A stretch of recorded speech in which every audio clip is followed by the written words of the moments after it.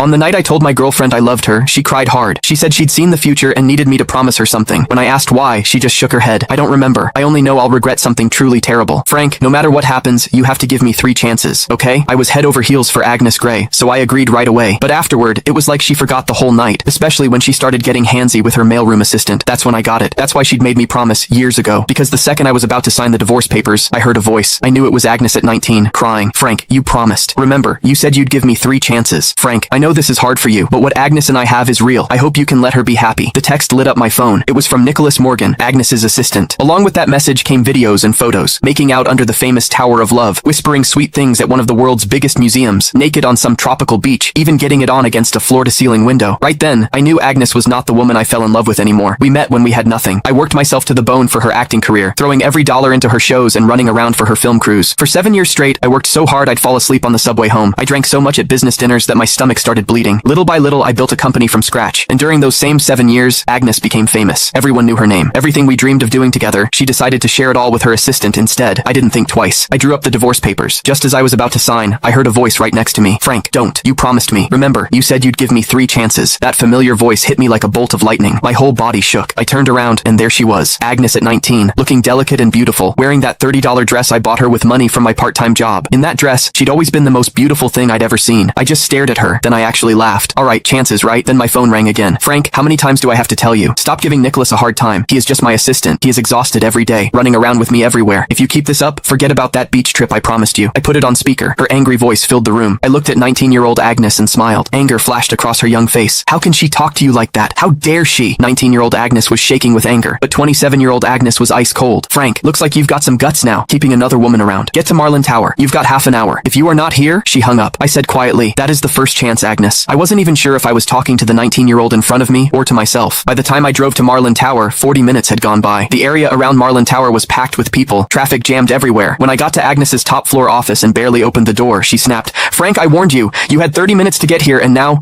I cut her off, turned around, and flopped onto the couch like I didn't care. Nicholas was there too. He kept his head down, eyes all red, his right hand holding his left wrist. My attitude seemed to set Agnes off. She slammed her hand on the desk. Frank, what is with that attitude? You still won't admit you were wrong? But before I could say anything, Nicholas jumped in. It is nothing really, just a watch. Don't blame Frank. That just made Agnes angrier. But instead of yelling at him, she held back and softened her voice. How can you say it is nothing? He is so petty. He even tried to steal the birthday gift he gave you. Don't worry, I am not taking his side. Then she turned back to me, her voice sharp as a knife. Frank, I am giving you one last chance. Give Nicholas his watch back. I'd lost count of how many times this had happened. No matter how many times Nicholas set me up, no matter what I said, it never mattered. The woman who used to trust me completely now only doubted me. Couldn't be bothered to argue. I stood up, took off the old watch from my wrist. Click the link in my bio to get the full story for free.